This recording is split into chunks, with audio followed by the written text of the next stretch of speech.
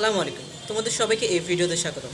আজকে আলোচনা করব তোমাদের সপ্তম শ্রেণীর গণিত বইয়ের দ্বিতীয় অধ্যায় সমানুপাত ও লাভ ক্ষতি নিয়ে। তো চলো কথা না বাড়িয়ে ভিডিওটি শুরু করা যাক। তো এখানে সমানুপাত দ্বারা কি বোঝানো হয়েছে? সমানুপাত অর্থ হলো সমান অনুপাত যার।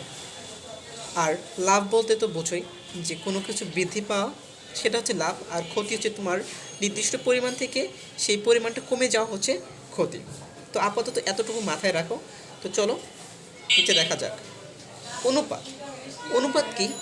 যে সংখ্যা দ্বারা একটি অপরটির কত গুণ বা কত অংশ তা প্রকাশ করা হয় তাকে অনুপাত বলা হয়। অনুপাতকে ইংরেজিতে রেশিও বলা হয়। যেমন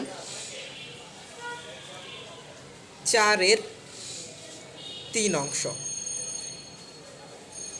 এটা একটা অনুপাত। আর অনুপাতকে লেখা হয় 3:4 বা 3:4 বলা হয়। তারপর বলা হয়েছে বহুরাশিক অনুপাত।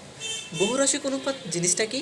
বহুরাশিক অনুপাত হচ্ছে 3 বা 3-এর অধিক রাশির মধ্যে যখন অনুপাত দেখানো হয় তখন তাকে বলা হয় বহুরাশিক অনুপাত। তো তোমরা এটা একটু দেখে নিবা, আর বাকিটা তেমন কিছু নয়।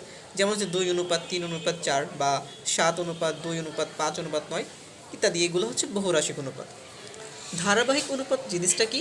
ধারাবাহিক অনুপাত হচ্ছে দুইটি অনুপাতের মধ্যে যখন প্রথম অনুপাতের উত্তর রাশি এবং দ্বিতীয় অনুপাতের পূর্ব রাশি একই হয় তখন থেকে তোমার ধারাবাহিক অনুপাত বলা হয়। যেমন তোমাকে উদাহরণ হিসেবে যদি বোঝাই, প্রথম অনুপাত তুমি আবার দেখো যে 7:8। এই অনুপাতের পূর্ব রাশি কোনটা?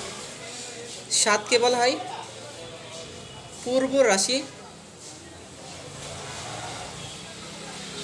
এবং 8কে বলা হয় উত্তর রাশি। তাহলে আমরা অবশ্যই চিনলাম যে একটা অনুপাতের পূর্ব রাশি কোনটা, উত্তর রাশি কোনটা। অনুপাতের প্রথম অংশকে বলা হয় পূর্ব রাশি এবং অনুপাতের শেষের অংশকে বলা হয় উত্তর রাশি।